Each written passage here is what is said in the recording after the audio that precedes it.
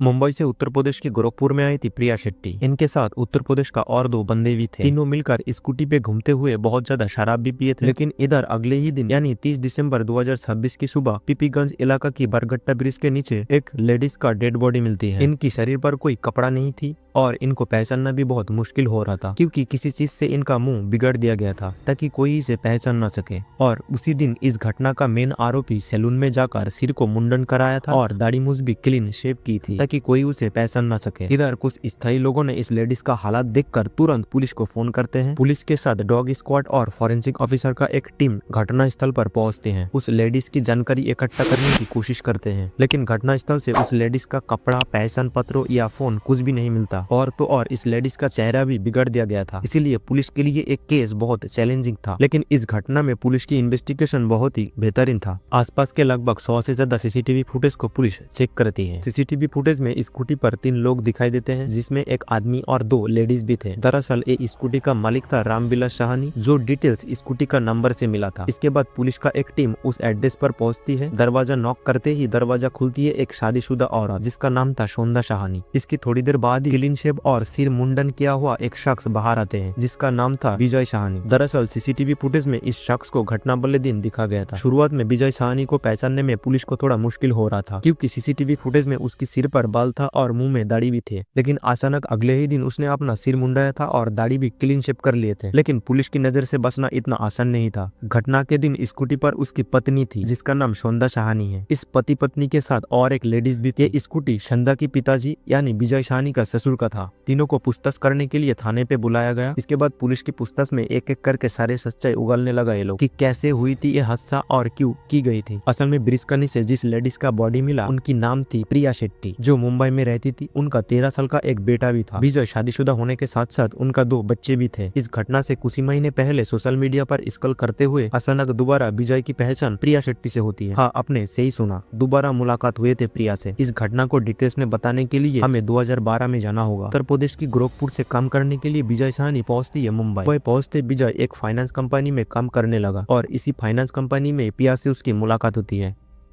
विजय ने प्रिया को बताया कि अगर वो लोन के लिए लोगों को लाकर देगी तो उसे अपना काम के लिए कमीशन भी दिया जाएगा। प्रिया शेट्टी अलग अलग लोन के लिए लोग लाकर देती थी और विजय काम खत्म होने के बाद उसे उनकी कमीशन भी दे देती थी। टाइम बीतने के साथ साथ धीरे धीरे इन दोनों में दोस्ती का रिश्ता बनने लगा और एक दूसरे का घर में आना जाना भी शुरू हुआ। फिर ये रिश्ता एक गहरा रिश्ता में बदल गया। एक दिन अचानक प्रिया विजय को बताते कि वो प्रेग्नेंट है। ये सुनकर विजय पूरी तरह चिढ़ गया और उसे इस बच्चे को एबॉर्शन कराने की बात कहती है। लेकिन प्रिया इस बात पे राजी नहीं हुई और इसी बात को लेकर दोनों में लगातार झगड़ा होने लगा। प्रिया विजय पर शादी का दबाव बनाने लगी, जिसके बाद विजय ने एक मंदिर में जाकर प्रिया से शादी कर ली।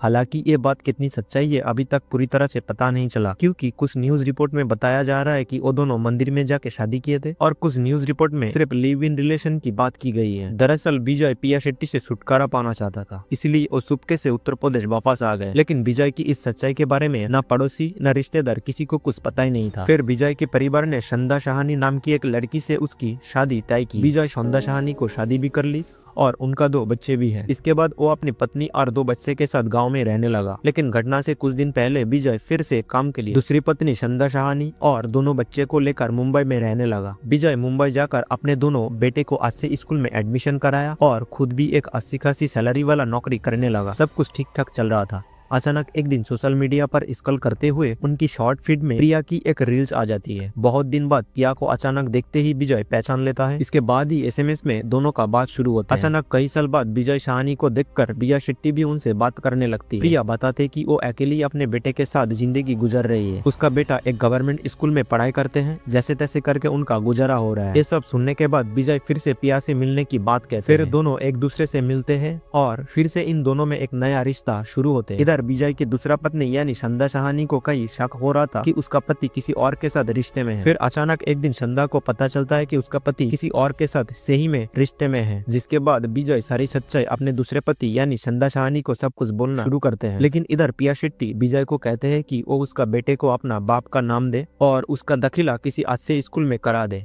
लेकिन विजय इसके लिए राजी नहीं था, जिससे दोनों का बीच में झगड़ा शुरू होते हैं। क्योंकि विजय की दूसरी पत्नी संध्या पूरी बात जानती थी, इसीलिए वो कहा पिया से मिलाने के लिए। फिर विजय संध्या को पिया के पास लेके जाते हैं और एक दूसरे की मुलाकात कराते हैं। पिया से मिलने के बाद उनकी मुश्किल और भी बढ़ जाती है। इसके बाद विजय की दूसरी पत्नी संध्या के साथ झगड़ा शुरू होते हैं और फिर अपने पिता रामविलास साहनी को फोन करके विजय की पहली पत्नी प्रिया शेट्टी के बारे में सब कुछ बता देते हैं। रामविलास साहनी कहते हैं कि अगर ये बात गांव के किसी लोगों को पता चलेगा तो उनकी इज्जत नहीं बचेगी। अब विजय की ससुर रामविलास साहनी कहते हैं कि तुम लोग ट्रेन पकड़कर गोरखपुर आ जाओ, सब साथ मिलके कुछ समाधान करेंगे। इसके बाद विजय और संध्या पिया को कहते हैं कि चलो मेरे गांव पे, वहाँ पर बैठ के सब मिलके कुछ खुलासा करेंगे। पिया राजी होती है और फिर ट्रेन पकड़कर तीनों मिलकर उत्तर प्रदेश की गोरखपुर आ जाते हैं। पहला दिन वो लोग स्टेशन पर ही रात गुजारा, लेकिन अगले दिन ही होटल में रहने लगा। ये बताना बहुत जरूरी है कि प्रिया शेट्टी विजय से अलग होने के बाद मेंटली बहुत टूट चुके थे। इसकी वजह से वो बहुत सारी नशा करती थी, यानी शराब पीती थी। इसीलिए होटल में उस दिन तीनों मिलकर काफी ज्यादा शराब पीने के बाद वो तीनों मिलकर एक ऑटो पकड़कर अलग अलग जगह घूमने लगी। फिर ऑटो वाला के साथ कुछ कहासुनी हुई। फिर ऑटो से उतरकर विजय साहनी अपनी ससुर के स्कूटी लेकर घूमने निकलते हैं। फिर और ज्यादा शराब पीते हैं। असल में उस दिन स्कूटी पर विजय साहनी, उसकी दूसरी पत्नी संध्या और उनकी पहली पत्नी पिया भी थे। शराब पीने के बाद प्रिया शेट्टी का विजय के साथ झगड़ा होते हैं। फिर विजय और उसकी दूसरी पत्नी मिलकर ला घोट कर प्रिया की हत्या कर देती है। प्रिया ने खुद को बचाने की कोशिश की, लेकिन ज्यादा नशे की वजह से खुद को बचा नहीं पाया। इसके बाद विजय और संध्या ने प्लानिंग की है कि प्रिया शेट्टी को एक लावारिस की तरह फेंक देंगे ताकि कोई उसका डिटेल्स ढूंढ न सके। वो लोग पीपीगंज इलाका की बरगट्टा ब्रिज के नीचे प्रिया की बॉडी फेंक देते हैं और फिर उसकी शरीर से पूरे कपड़ा उतार लेते हैं और इससे प्रिया की चेहरा पूरा बिगाड़ देते हैं ताकि उसे कोई पहचान न सके। उसके बाद अगली ही सुबह घर आकर विजय एक सैलून में गया और सिर को मुंडन किया, दाढ़ी मूछ भी क्लीन शेप किया ताकि कोई उसे पहचान न सके। अपने पहचान को बदलने के लिए विजय ने ये सब की थी, लेकिन पुलिस की इन्वेस्टिगेशन इतनी तेज थी